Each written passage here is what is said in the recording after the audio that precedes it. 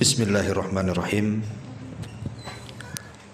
Assalamualaikum warahmatullahi wabarakatuh.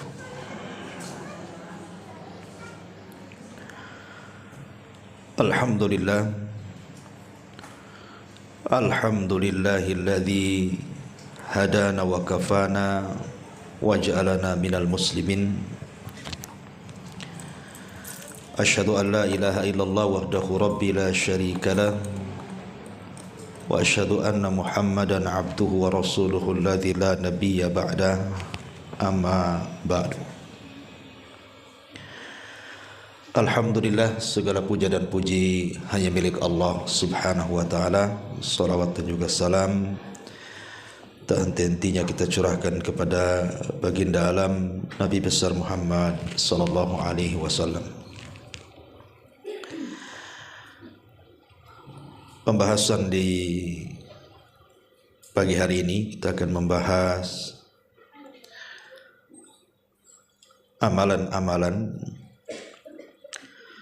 yang akan masuk ke dalam kuburan dan akan membela orang yang dalam kuburan dari para malaikat yang akan menyakiti kita dalam kuburan. Ma'asyiral muslimat yang dimuliakan Allah Azza wa Jalla, tentu juga masih ada kaitan dengan tazkiyatun nafas. Sebelum saya bahas apa saja amalan-amalan itu, baik kita akan baca riwayatnya baru kita jelaskan. Disebutkan dari hadis Abi Hurairah radhiyallahu anhu. Hadis ini disahihkan oleh Al-Imam Al-Hakim berdasarkan syarat Muslim dan disepakati oleh Al-Imam Az-Zahabi. Tetapi sekelompok para ulama mengatakan bahwa isnadnya atau sanadnya tidak sampai sahih, tetapi derajatnya sampai kepada hasan, sebagaimana dijelaskan dalam kitab Majma' Az-Zawaid karya Al-Imam Al-Haythami, dan juga dicantumkan oleh Syekh Nasiruddin Al-Albani dalam kitabnya Sahihut Targhib dan juga Tarhib. Dari Abu Hurairah radhiyallahu an, Nabi sallallahu alaihi wasallam bersabda, innal mayyita idza wudi'a fi qabrihi innahu yasma'u hafqa ni'alihim hatta yuwalluna anhu. Sesungguhnya si mayat ketika diletakkan di kuburnya, maka ia mendengar suara sandal orang-orang yang mengantarkannya sampai mereka kembali pulang. Fa in kana mu'minan, kalau si mayat itu seorang mukmin, kanatis salatu inda ra'sihi, maka salat akan berada di sisi kepalanya. Wa kana siyamu an yaminihi, dan puasa ada di sebelah kanannya. Wa kanatiz zakatu an shimalihi, dan zakat di sisi kirinya. Wa kana fi'lul khairat min sadaqati wassilati wal ma'rufi wal ihsani ilan nas inda rijlaihi. Adapun perbuatan-perbuatan baik yang lainnya seperti sedekah, silaturrahim, perbuatan ma'ruf dan kebaikan kepada manusia lain, maka akan berada di sisi kakinya. Fayu'ta min kibali ra'sihi, lalu malaikat akan mendatangi dari arah kepalanya. Fataqulus salatu, maka salat akan berkata, ma kibali madkhalun. Kata salat kepada malaikat yang hendak mendatangi dari arah kepalanya tersebut akan mengatakan, tidak ada jalan masuk dari arahku. Thumma yu'ta an yaminihi, maka malaikat akan mendatangi dari sebelah kanannya. Fayaqulu siyam, maka puasa akan berkata, ma kibali madkhal, tidak ada jalan masuk dari arahku. Thumma yu'ta an yasari, maka malaikat akan datang dari sebelah kiri. Fataqulus az-zakatu, maka zakat akan berkata, ma kibali madkhal, tidak ada jalan dari arahku. Thumma yu'ta min kibali rijlaihi, fataqulu fi'lul khairati min sadaqati wassilati wal ma'rufi wal ihsani ilan nas, ma kibali madkhal. Maka ketika malaikat mengarah dari arah kedua kakinya, maka berkatalah amalan-amalan kebaikan dari sedekah, silaturahim, perbuatan yang ma'ruf, berbuat ihsan kepada manusia, tidak ada jalan dari arah kami. Fayuqalu lahu, maka dikatakan kepada si mayat itu, setelah malaikat ini tidak bisa mendatangi dari arah kanan, dari arah, akhirnya kemudian si mayat disuruh untuk duduk. Ijlis, duduk kamu. Fayajlis, maka dia pun duduk. Wa qad muthilat lahu syamsu wa qad udiyat lil ghurubi. Kemudian setelah disuruh duduk, maka ia pun duduk, dan dihayalkanlah kepada si mayat ini bahwa matahari hampir terbenam.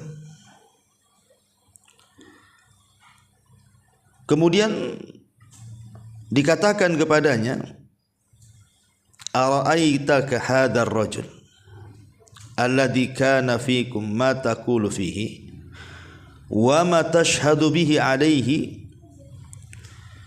Tahukah kamu dengan laki-laki ini yang dahulu ada di tengah-tengah kamu, apa yang kamu katakan tentangnya dan apa yang kamu saksikan atasnya?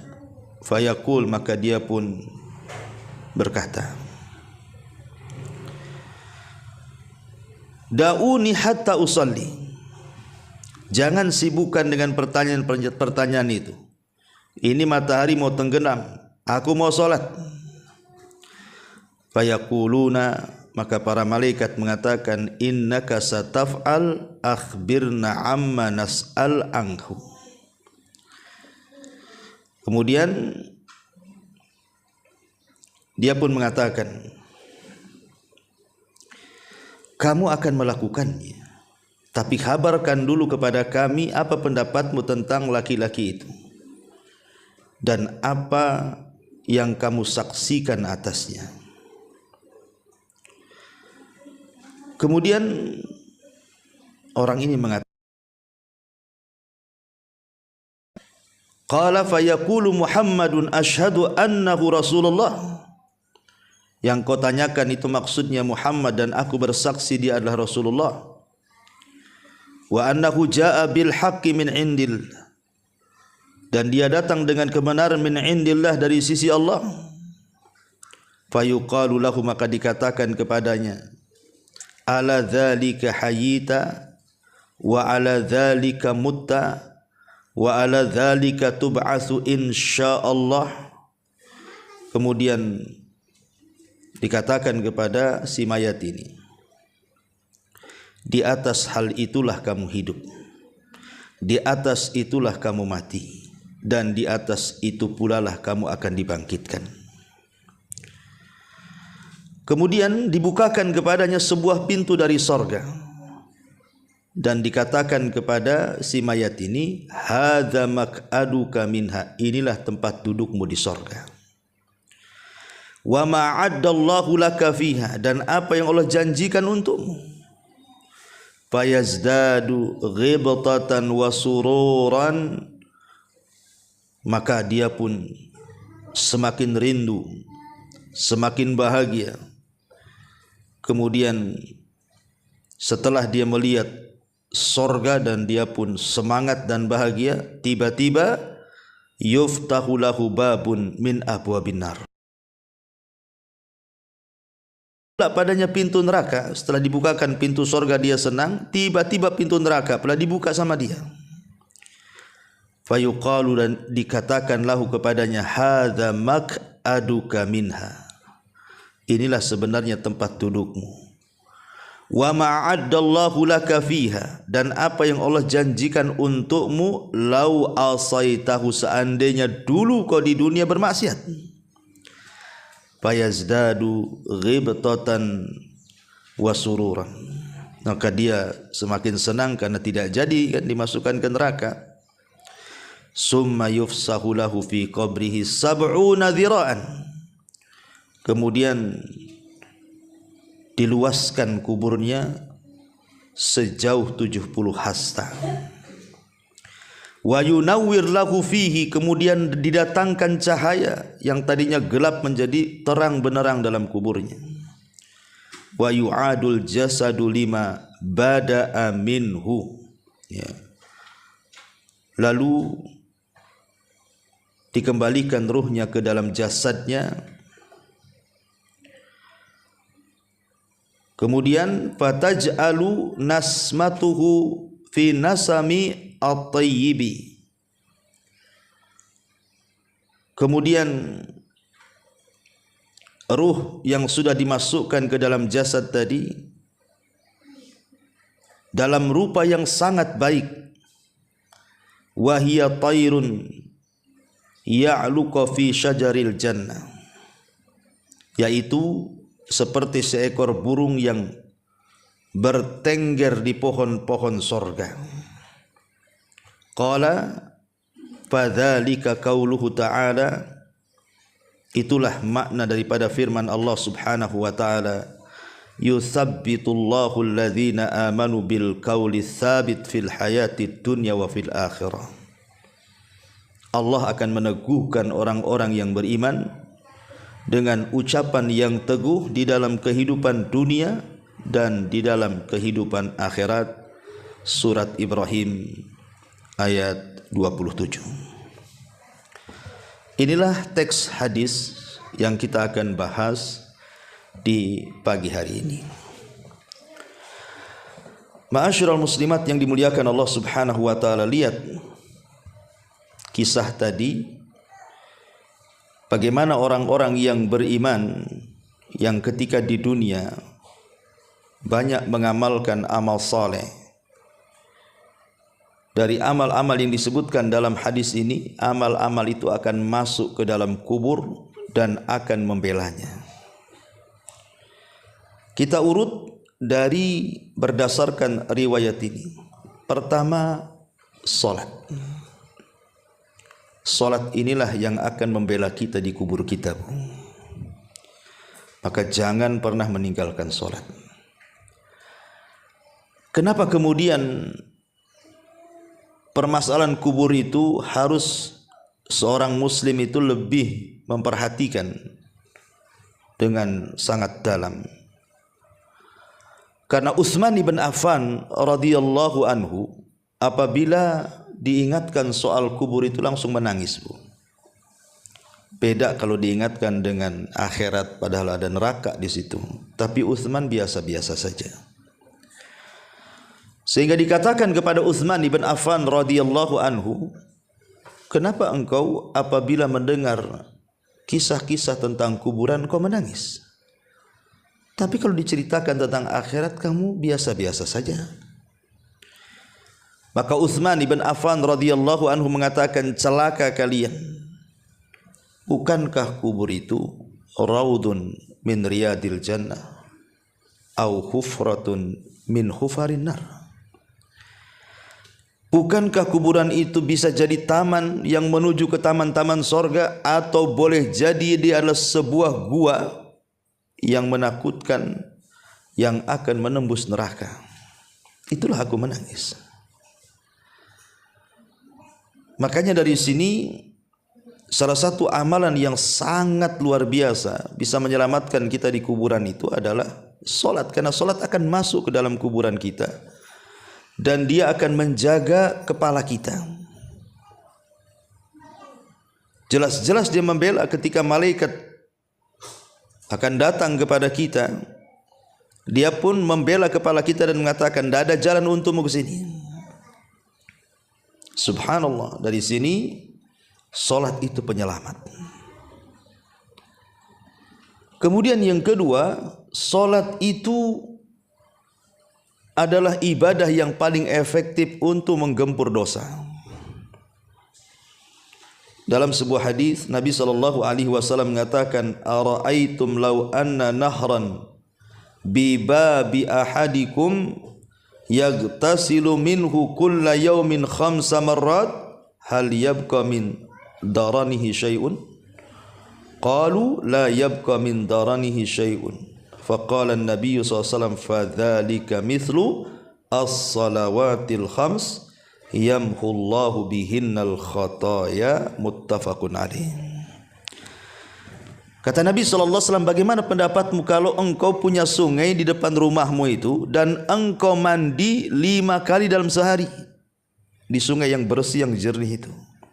Bukankah aku akan bersih badanmu dari kotoran-kotoran, debu yang menempel di badanmu itu, atau daki-dakimu akan hilang? Maka sahabat, tentu Rasul, kalau orang mandi 5 kali, ya habislah daki di badan tuh. Kata Nabi SAW, itulah solat 5 waktu. Sama dengan kita membersihkan di sungai sehari 5 kali.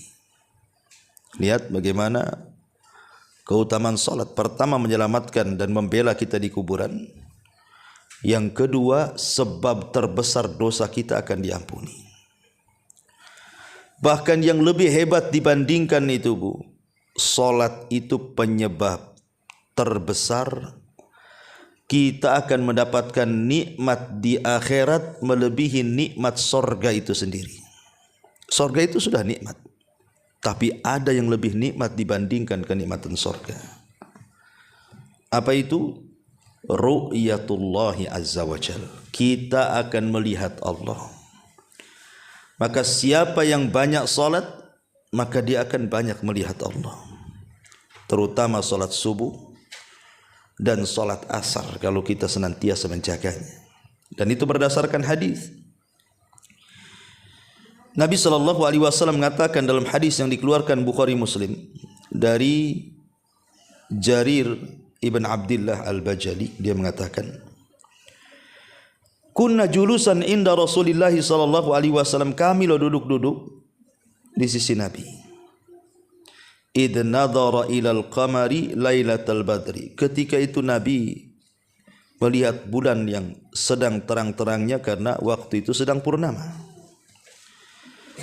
Faqala, maka Rasul mengatakan, amma innakum satarawna rabbakum kama tarawna hadzal qamar la tudhammuna fi ru'yatihi fa in istata'tum alla tughlabu ala salati qabla tulu'i syamsi wa qabla ghurubiha faf'alu. Adapun kalian akan melihat Rabb kalian, kata Rasul, seperti melihat bulan purnama malam ini. Engkau lihat bulan purnama itu, maka sahabat melihat bulan purnama. Lah seperti itu engkau melihat Allah, tidak berdesak-desakan sedikit pun. Maka kalau kalian ingin melihat Allah dan kalian bisa, maka lakukan. Syaratnya apa? Kalau kalian mampu untuk tidak terkalahkan dengan sebuah solat sebelum terbit matahari, maksudnya solat fajar, wa qabla ghurubiha, dan solat subuh, maka kata Rasul sallallahu alaihi wasallam, faf'alu, lakukan. Dari sini istinbat para ulama bahwa solat itu adalah sebab terbesar kita mendapatkan nikmat ru'yatullah, melihat Allah. Dan itu juga berdasarkan Al-Quran surah Al-Qiyamah dari ayat 22 sampai ayat 32. Wujuhu yawma idzin nadhirah ila rabbiha nadhirah wa wujuhu yawma idzin basirah tadunnu alla yaf'ala biha faqirah. Kalla idza balagatit taraqi wa qila man raq wa dhanna annahu al-firaq wal taffatis saqu bis-saq ila rabbika yawma idzinil masaq fala saddaqa wala shalla walakin kadzdzaba wa tawalla. Wajah-wajah orang yang beriman pada hari itu berseri-seri, kepada Tuhannya lah mereka melihat, dan wajah-wajah orang kafir pada hari itu muram. Mereka yakin bahwa akan ditimpakan kepadanya malapetaka yang dahsyat. Sekali-kali jangan apabila napas seseorang telah mendesak sampai ke kerongkongan, lalu dikatakan kepadanya, siapakah yang dapat menyembuhkanmu? Dan dia yakin bahwa sesungguhnya itulah waktu perpisahan dengan dunia, dan bertautlah betis kiri dan betis kanan. Kemudian Tuhanmu lah pada hari itu kamu dihalau, karena ia tidak mau membenarkan Rasul dan juga Al-Quran, dan tidak mau mengerjakan solat, tetapi ia mendustakan Rasul dan berpaling dari kebenaran. Nah, di sini di ujung ayat, ketika orang-orang kafir mereka dihalangi dari melihat Allah karena mereka tidak solat, menunjukkan bahwa kalau seandainya dia masuk Islam dan dia solat, maka tidak ada terhalangi antara dia dengan wajah Allah subhanahu wa ta'ala. Ini cukup 3 perkara ini saja. Ini sudah rahasia di balik solat luar biasa, Bu. Pertama, solat itu penyelamat kita di kuburan. Yang kedua, solat itu penggugur dosa terbesar. Dan yang ketiga, solat itu sebab terbesar kita melihat wajah Allah subhanahu wa ta'ala. Ini yang pertama. Yang kedua, sedekah. Sedekah, dan di sini juga disebut zakat dulu, kemudian sedekah. Apa sih bedanya zakat dengan sedekah nih, Bu? Ya. Ma'asyiral muslimat yang dimuliakan Allah subhanahu wa ta'ala, tentu ada perbedaan antara zakat dengan sedekah, Bu. Ya, walaupun terkadang dalam Al-Quran itu mengistilahkan zakat dengan sedekah, seperti disebutkan dalam surah Taubah itu kan, Bu, di mana Allah subhanahu wa ta'ala mengatakan dalam ayat ke-60, innamas shadaqatu lil fuqara, dan seterusnya. Jadi Allah membahasakan zakat itu dengan sedekah. Tetapi sebenarnya ada perbedaan antara zakat, sedekah, dan juga infak. Ya, apa bedanya dari 3 kata yang sering kita dengar itu? Kita akan membahas apa perbedaan zakat dengan sedekah dulu. Zakat itu, Bu, itu diwajibkan Islam dengan benda-benda tertentu seperti emas, perak, pertanian, perdagangan, hewan ternak. Nah, itu khusus, itu berkaitan dengan itu zakat itu.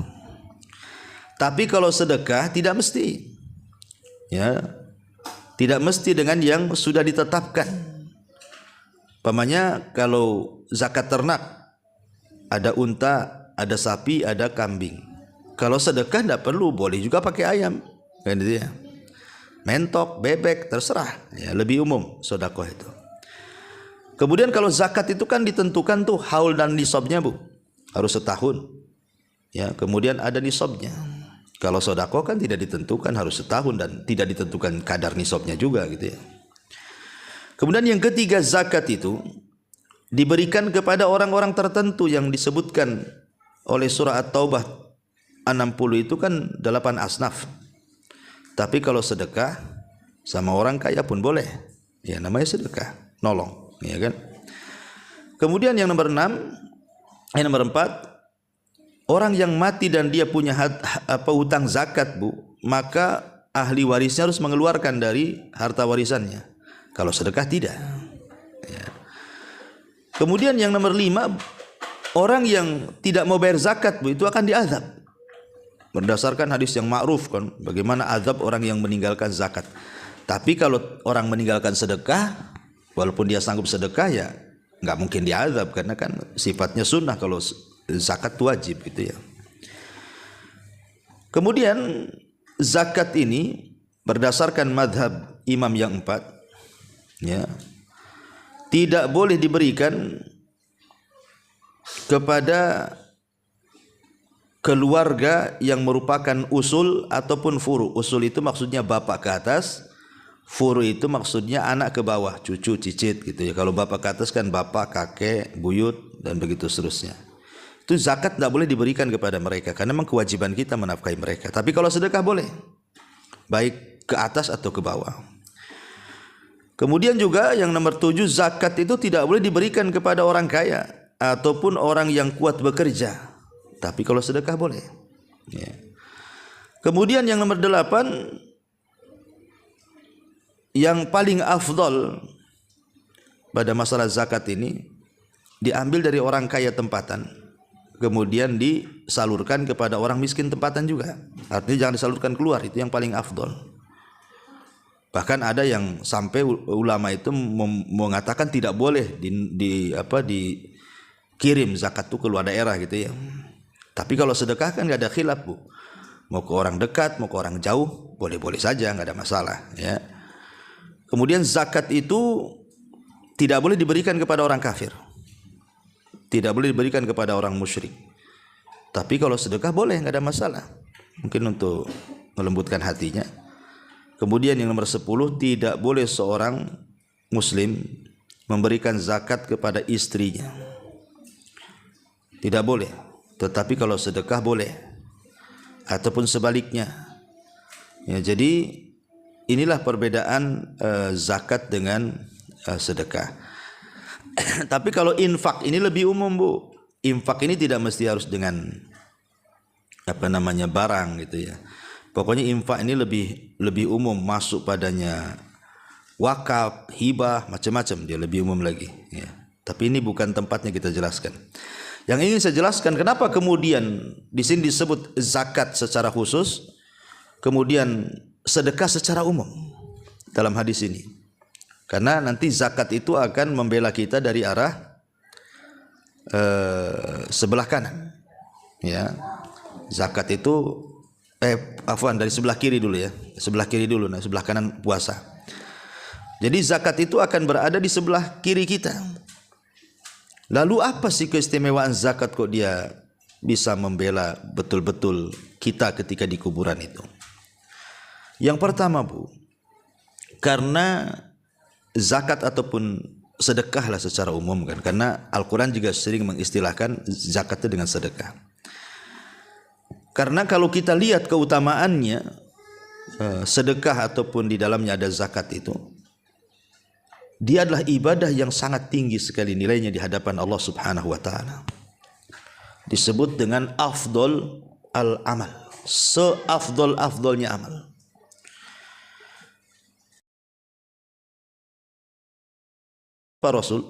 Maka Rasul mengatakan idkhal as-surur 'alal mu'min, memasukkan kebahagiaan kepada hati seorang mukmin. Dengan cara apa? Yaqdi an hudainan, ikut membayarkan hutang. Dan membayar hutang bisa dari uang zakat. Ya, jadi ada saudara kita terlilit hutang, kemudian kita punya tanggungan zakat, maka kita zakatkan kepada orang yang terlilit hutang supaya bayar hutang. Kemudian yaqdi lahu hajah, ataupun kepada orang yang punya hajat, mungkin dia miskin, kelaparan dan begitu seterusnya, sehingga butuh dibantu, zakat bisa disalurkan. Karena bagaimanapun orang-orang fakir dan miskin masuk dalam asnaf zakat dan juga masuk dalam sedekah juga ya. Termasuk juga yanfusulahu kurbatan, bisa menghilangkan kurba, kesulitan. Intinya bahwa sedekah dan zakat ini seafdal-afdal amal. Yang kedua, bisa menghindarkan mara bahaya. Kata Nabi SAW, sana'iul ma'ruf taqi masari as-su wal afat wal muhlikat. Jadi perbuatan-perbuatan bisa memalingkan kita dari perbuatan buruk atau kejadian buruk atau peristiwa yang akan menghancurkan, peristiwa yang akan mencelakakan. Kita bisa dihindar dari bala dan bencana gara-gara sedekah. Kenapa?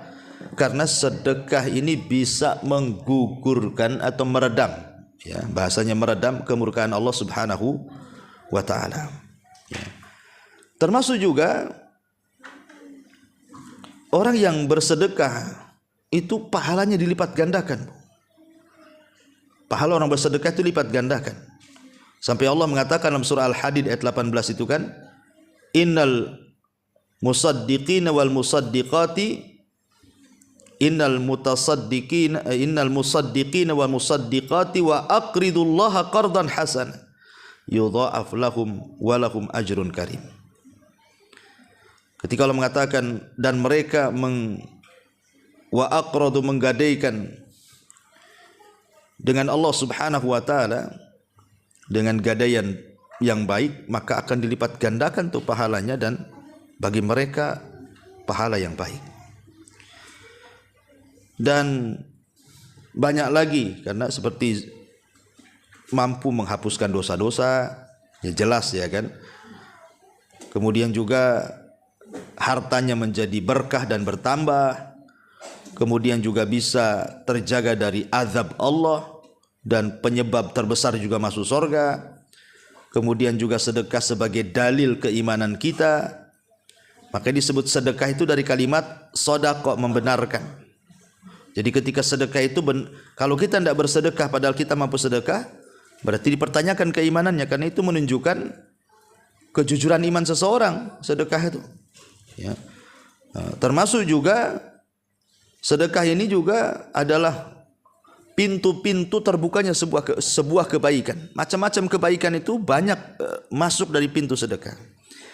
Dan banyak lagi lah, karena sedekah ini seagung inilah, maka kenapa kemudian zakat ini akan membela kita di sebelah kiri kita.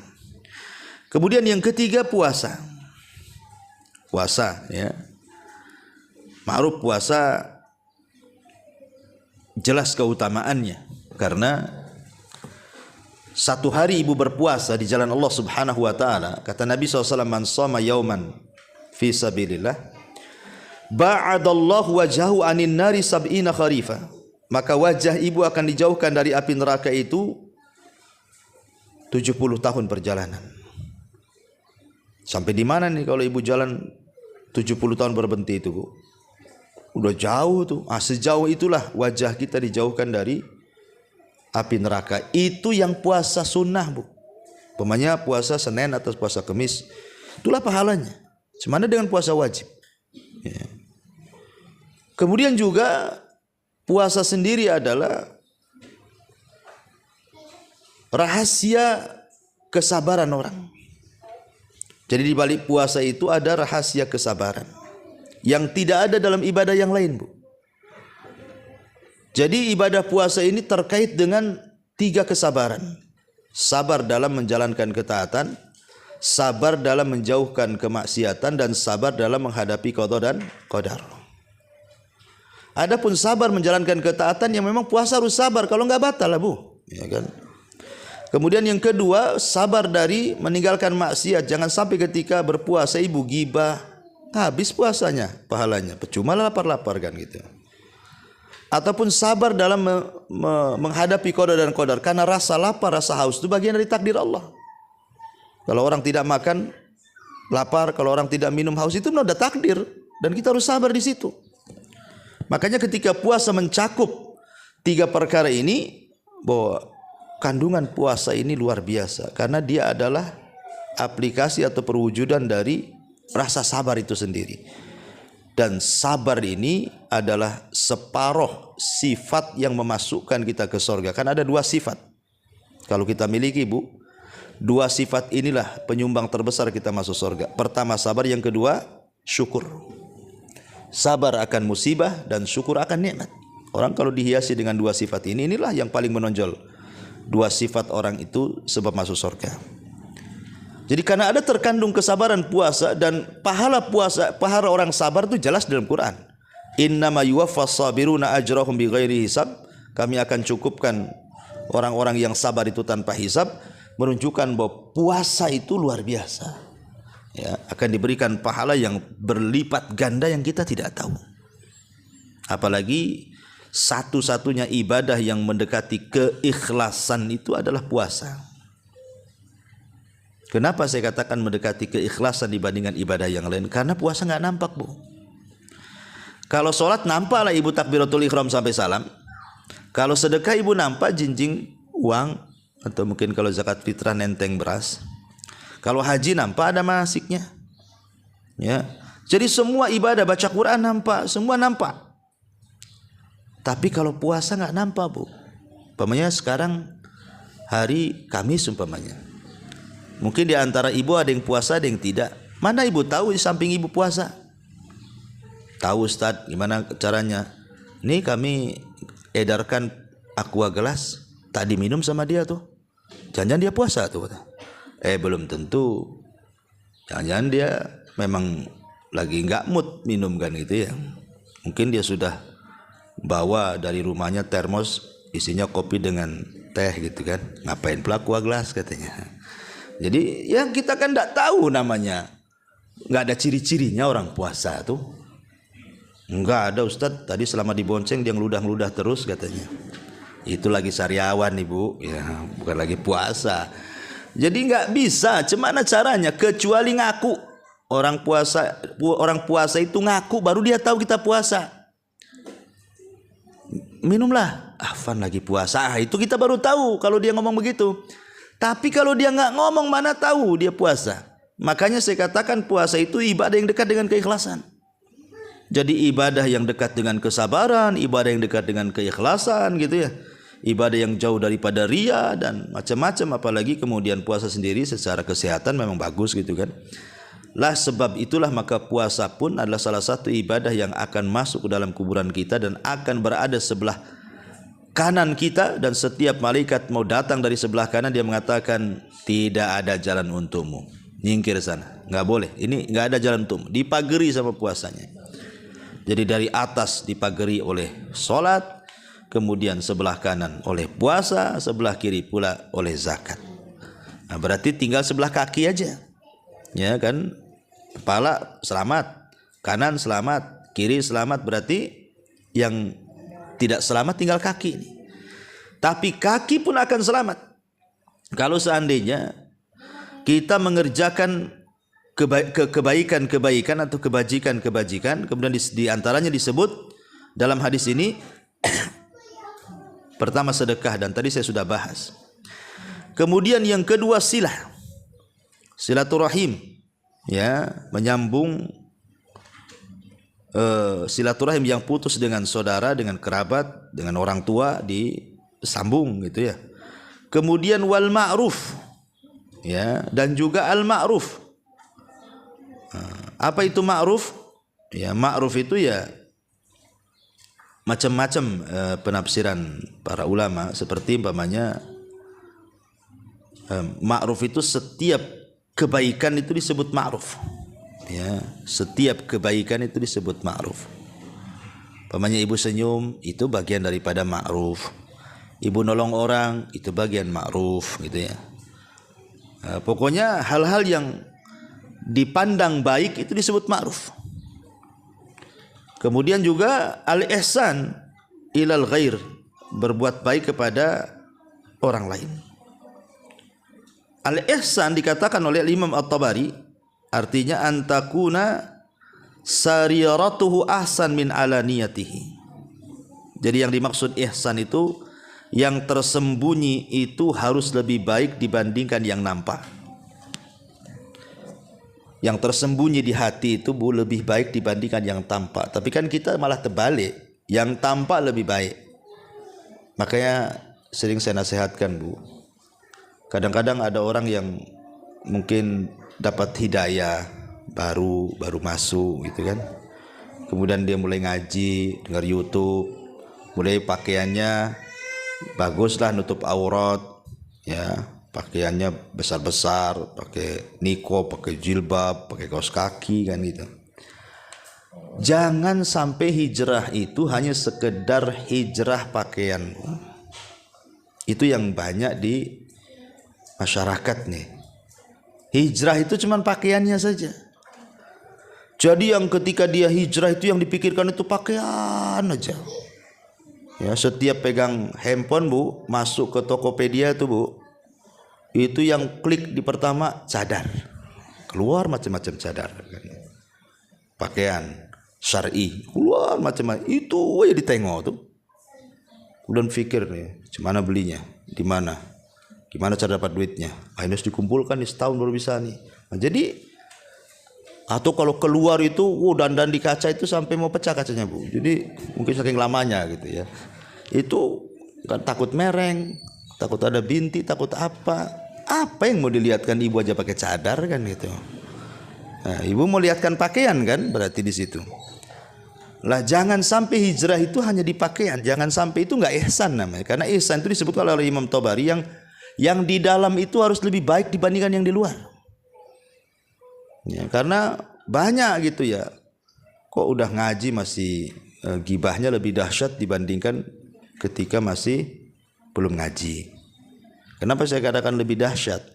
Karena kalau belum ngaji mungkin belum tahu ilmunya Bu, belum tahu dosanya. Yang gibah aja dia kerjanya.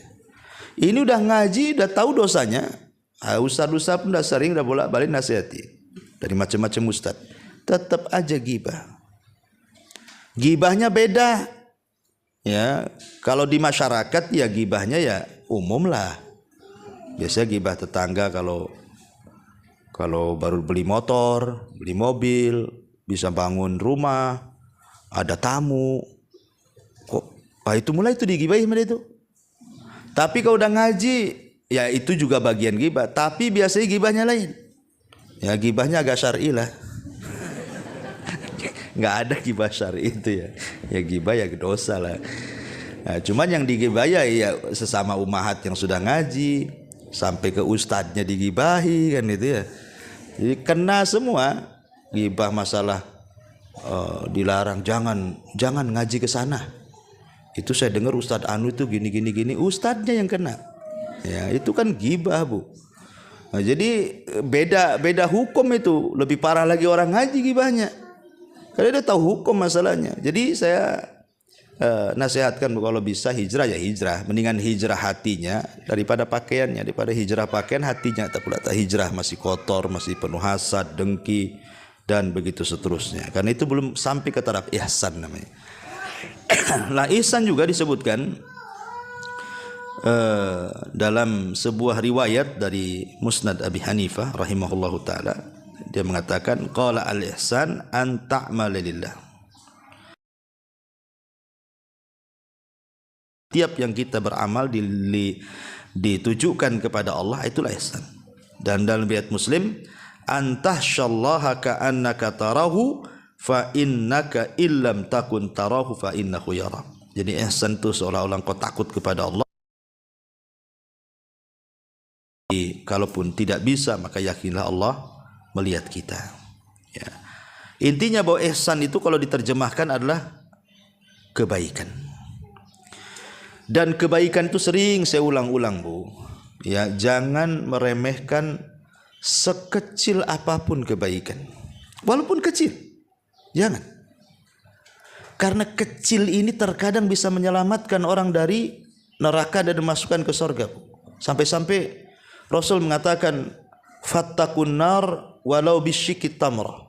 Takutlah akan neraka walaupun kau sedekah dengan separuh biji kurma. Separuh kurma itu mana mengenyangkan Bu. Tapi Rasul mengatakan seperti itu. Karena nanti pada hari kiamat itu ada orang-orang Bu diletakkan di tempat yang paling tinggi di antara sorga dan neraka, yang disebut dengan Ashabul A'raf. Ashabul A'raf itu diletakkan di tempat yang tinggi sekali. Kalau dia memandang sorga, pengenlah dia masuk sorga. Kalau dia memandang neraka, nampaklah kawan-kawan dia yang bejat-bejat itu di neraka. Dia pun mencaci maki orang-orang yang masuk neraka, kemudian dia pun takut kalau dimasukkan ke dalam neraka. Kenapa coba Ashabul A'raf itu kok diletakkan di tengah-tengah gitu? Padahal kebaikannya banyak, Bu.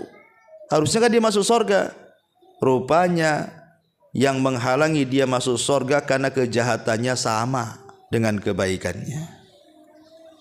50-50, 50%, 50%. Sehingga dia tidak masuk surga karena kejahatannya 50%, tidak bisa dimasukkan ke neraka karena ada kebaikan 50%.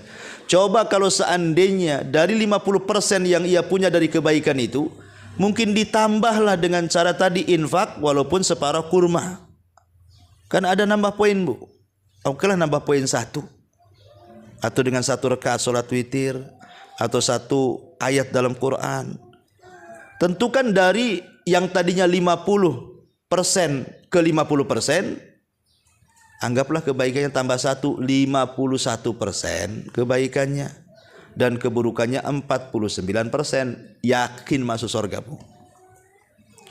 Tapi sebaliknya kalau angka 1 itu dipindah ke keburukan, kebaikannya 49%, kemudian keburukannya 51%. Wah, itu dipastikan masuk neraka, Bu. Karena manusia itu terbagi menjadi 3 kelompok. Kelompok yang pertama yang berat timbangannya, walaupun hanya 1%, direct masuk surga, nggak ada cerita neraka. Kedua, orang yang berat timbangan buruknya, direct masuk neraka. Ya tentu tergantung amalannya, apakah dia lama atau tidak neraka. Kemudian yang ketiga yang tengah-tengah, kebaikan dan keburukannya sama, itulah Ashabul A'raf. Jadi jangan sampai dalam sehari ini kita tidak berbuat baik. Ya mungkin berbuat baik itu kan maksudnya baik kepada diri sendiri, kepada orang lain atau kepada Allah. Banyak kok caranya kok. Kita bisa mendapatkan pahala dalam 1 hari itu. Jangan 1 hari 1 detik pun itu bisa ibu bisa dapat pahala. Zikir aja lah. Subhanallah. Nggak sampai 1 detik. Dapat pahala. Ya, jadi jangan sampai remehkan kata Rasul, la tahqiranna minal ma'rufi syai'an walau antal wajhaka biwajhin talqin. Jangan remehkan sekecil apapun kebaikan, hatta walaupun hanya sekedar melemparkan senyum kepada saudaramu. Wallahu a'lam. Inilah tema kita. Taib, sebelum saya tutup kita buat tanya jawab.